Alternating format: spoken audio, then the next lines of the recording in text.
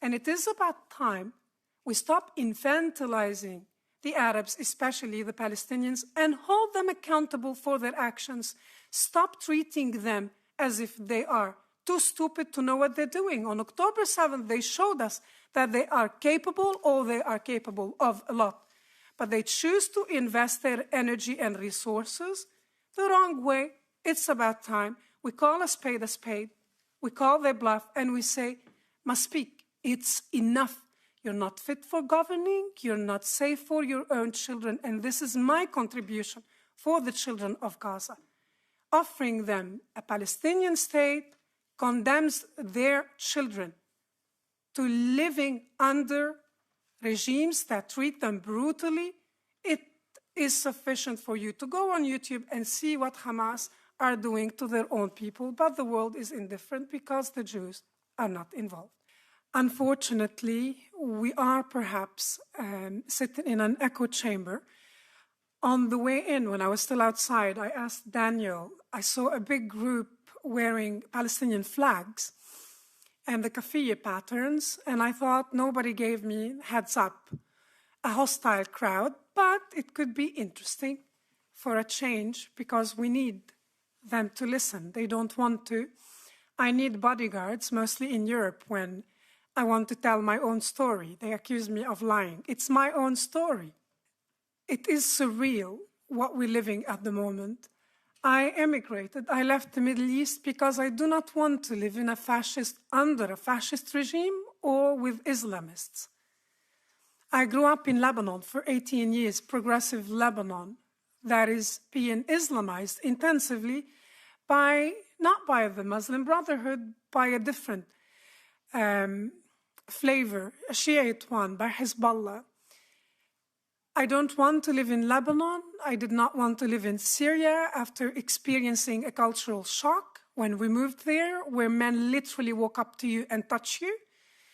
And police and women give you the looks. If you're not covering your hair, you basically ask for it. I also lived in Saudi Arabia. My son was born in Riyadh back in the days when they had the morality police. Now Saudi is transforming, which hopefully will lead to serious and substantial change in our region. I also lived in the infamous Qatar, in Doha, and I realized that I cannot live in the Middle East. I moved to France, and I had an epiphany when I lived in the Jewish quarter. I knew my accommodation was there, but I thought it was like the Jewish quarter in Beirut or in Damascus, where I lived in my early 20s. No Jews, none, except in France there were too many. It was literally a Jewish quarter. And imagine on the first day when I went shopping, I cross the road, go to a small store. I was happy to find the same ingredients and even spices I needed to cook. And I did not connect the dots because I did not know what a kosher store is. And I heard people enter, men, and I was thinking they were not speaking French. I did not see them. It took me a minute to realize they speak in Hebrew. How would I know? I've never spoken to a Jew and definitely never spoken to an Israeli. Did you know that in most of the Arab world, embedded in our constitutions and basic laws, we have anti-normalization laws and policies prohibiting people-to-people contact between the citizens of those countries and Israelis, even abroad. What does that mean? A Lebanese, a Kuwaiti, an Algerian, for example, if they meet an Israeli in a pub in London or in Sydney, they're not allowed to speak to them. So I've never spoken to a Jew, nor to an Israeli, but I knew they were speaking Hebrew because back in my youth, Israel occupied South Lebanon.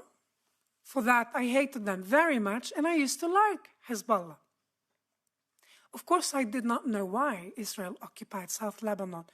They forgot a minor detail. Israel, for more than 10 years, showed restraint. They wanted diplomacy to invite Arafat and his gangsters to stop abusing Lebanese territory. And together with leftists, maybe some of you are familiar with Baader-Meinhof, for example.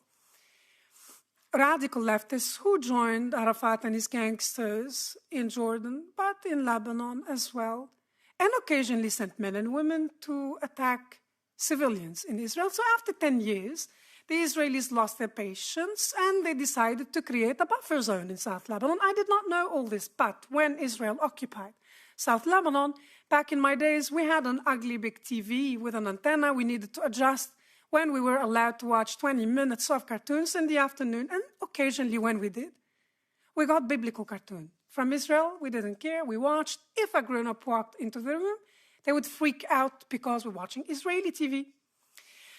Now, on that afternoon in Strasbourg, in France, I realized that the language was associated with taboo because of the reaction of the adults when we were children. So when I turn and I see 4 Jewish men dressed in black and white, hats, I had a panic attack. Not only I left my shopping, but also my personal belongings, my bag. And I ran out of the store, crossed the street without looking left and right. I went up to my bedroom on the 3rd floor and locked the door. I did not know what that panic attack is. I'm not the fearful type. Daniel mentioned what I do today. I realized when I looked in the mirror, when I was sweaty and red, out of breath, that was my reaction to seeing the Jews. I decided to compose myself and to go back to the store and lie to the storekeeper, tell him that I forgot my purse. I did. The men had left. I continued shopping as if nothing had happened. I went to pay, and the gentleman asked me, "Where are you from?" And I thought, now it's his turn to panic. So I said vaguely, "The Middle East," but he insisted. So I told him, "I'm half Syrian, half Lebanese." And he asked, "How long have you lived here?" I told him, "Well, I just arrived. I live there." He understood that I was lying. He understood what happened earlier. He smiled, he was pleasant, he allowed me to save face, and on that day, that gentleman converted me from an enemy to an ally through kindness. He helped me with my bags. I went back to my room. For weeks, I sat on the windowsills of this big, beautiful house, spying on the Jews, thinking, they're normal. And why do they dress like Muslims? Of course, because the center of the world, in my world, was Islam. So why do some women cover their hairs, wear long skirts? And what is this obsession with this museum down the road? I asked my friend, this is Strasbourg, there must be a different attraction in town. And he said, "Darling, that's their synagogue." I thought it's a museum. I've never seen a synagogue. I mean, the men carrying machine guns outside should have given me a hint, but for weeks I was thinking, why did my body react that way? And I realized that for the first time in my life, I was sharing the same physical space with a Jew, the enemy. Imagine, in my mid-20s, for the first time in my life, I asked myself, why is the Jew my enemy? I've never spoken to Jews. And I realized that my entire perception of the Jews and Israel was constructed, shaped by the one and only Secretary General, former Secretary General of Hezbollah, Hassan Nasrallah, who recently died, not of old age, thanks to the Israelis. So I started with him, and I discovered something really interesting. A video in black and white on YouTube where he says, "We in Hezbollah do not acknowledge political borders, and we would like Lebanon to become an extension of the Islamic Republic of Iran." And I was shocked. I thought, do people know this? I did not subscribe to that agenda. I thought they're heroes trying to liberate South Lebanon.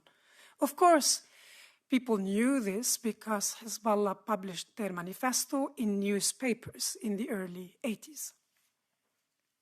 And rereading the history of the Middle East, having access to uncensored information in Europe, what I mean by that, especially young students do not understand. I have to tell them, for example, in today's secular Turkey, Wikipedia is not allowed. There are ways around it. You use VPNs nowadays, but uncensored information meant that I have access to things on the internet that I wouldn't have access to living in the Middle East. Even literature that I found in Europe, I wouldn't access in the Middle East. So I was very angry, realizing that my side are the aggressors, thinking that thousands of lives could have been spared had the Arabs accepted to share the land with the Jews, because unlike what we learned in history lessons, in newspapers, on TV, those Jews do not come from Eastern Europe. They returned, many of them, from Eastern Europe. But where do we read on and on and on about them? In the Quran, Bnei Israel, they are indigenous to the land.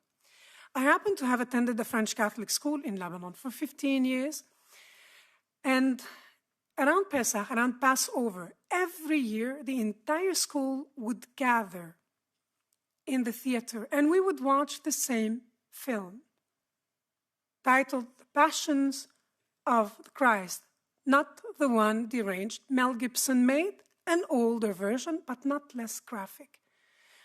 And to us children, the conclusion was the Jews could have spared the life of Jesus, but they did not. So they killed baby Jesus, the same baby we see every morning when we walk up to school, up to class. He's blonde and Mary is blonde. So we grew up with this hatred for political reasons, for religious reasons. The Jew was not present among us to contest whatever the state taught us about them. So when Palestinians demand to know my opinion on their Nakba, I will accept that many Palestinians left and were not able to return after the war ended because the Arabs who promised they were going to exterminate the Jews did not manage. But at the same time, I'd like you to understand, to accept, as someone who supports the Palestinian cause, that more than 850,000 Jews were uprooted from the Arab world. They left assets and properties behind. They left memories and the graves of their ancestors. They're not lamenting that anymore, and they're not resentful. They moved on. They're no longer refugees. They integrated wherever they went. And they thrived, and they look forward to peace, unlike our Palestinian, not only the Palestinians and the pro-Palestinian camp. So I lived in a part of the world that took the baton from the Nazis. After October 7th, ironically, we had a conference in Berlin about anti-Semitism. It started on Monday and it ended on Friday morning. I asked those experts, they flew in from around the world, and I asked them, because you wrote many books about anti-Semitism, I wonder when were we going to talk about anti-Semitism in the Arab world? And they said we weren't going to because we don't have data. See, in the Arab world, they do not even acknowledge anti-Semitism is a problem. They tell you we don't have a problem with the Jews, only with the Zionists. And that is a farce. I grew up in that part of the world where we use the terms Jews, Zionists, and Israelis interchangeably. And we call for the removal of the occupying entity referring to Israel. In Heidelberg University, where I studied, where my son is studying now, in the Islamwissenschaft department, Islamic studies, we have a map that has Palestine. It does not have Israel. 2 years of work with the dean, we could not remove it. This is the Fachschaft space. It belongs to the students. And we have the pictures of the keys, the old hand handing the keys. It is impossible to speak to young students, to get through to them, to tell them that words have meanings. What do we mean by Palestine? Let us zoom out. Palestine is not an Arabic word. Arabic is my mother tongue. We're talking about the British mandate of Palestine, which consisted of today's Israel, the Gaza Strip, the so-called West Bank, and the East Bank. Again, today's Israel, the Gaza Strip, the West Bank, and Jordan. This land was already split, and 78% of that land was gifted to the Arabs. Who knows where the Hashemite family comes from? It bothers nobody on planet Earth that such a large chunk of land was given to a family that it was made royalty stemming from today's Saudi Arabia. It bothers nobody on the planet. Yet, Queen Rania has the audacity to lecture Israel on the morality of war and what should be done to the Gazans. The land was already split. They could have called it Palestine, but no. The Jews accepted to divide the remaining 22% of the land. The Arabs said no, repeatedly. And it is about time we stop infantilizing the Arabs, especially the Palestinians, and hold them accountable for their actions. Stop treating them as if they are too stupid to know what they're doing. On October 7th, they showed us that they are capable, or they are capable of a lot. But they choose to invest their energy and resources the wrong way. It's about time. We call a spade.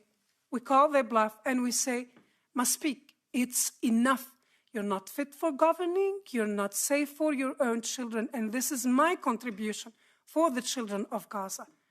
Offering them a Palestinian state condemns their children to living under regimes that treat them brutally. It is sufficient for you to go on YouTube and see what Hamas are doing to their own people, but the world is indifferent because the Jews are not involved. Thank you. I think I came to an end. I can speak on for hours, but I'll stop here because I can feel Daniel fidgeting there. Time pressure. Thank you.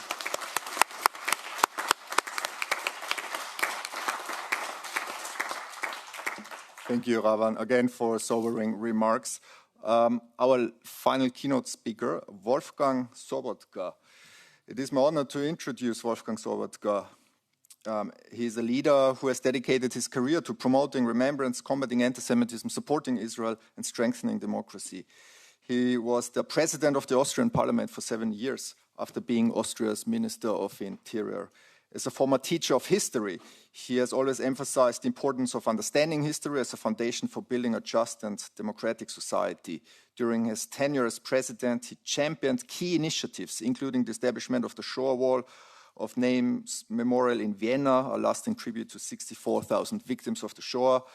He led Austria's official adoption of the International Holocaust Remembrance Alliance working definition of anti-Semitism, and of Austria's Citizenship Act, allowing descendants of Austrian victims of National Socialism to apply for Austrian citizenship. Now, as president of Campus Tivoli, a think tank dedicated to educating future political leaders, Mr. Sobotka focuses his mission on learning and teaching about anti-Semitism, extremism, and terrorism. Dear President Sobotka, thank you for coming to Brussels. The floor is yours. Ladies and gentlemen, it's very difficult for me to get. It's 2025. America's debt is over $37 trillion, and the dollar just had its worst crash since 1973. That puts your savings and your family's future at risk. That's why we trust Alpha Omega Gold, a company that stands unapologetically with Israel and supports Stand Tall Israel. Visit ao.gold/stand to claim your free precious metals wayfinder guide, or call 1-855-426-4653 today. Protect your future before it's too late.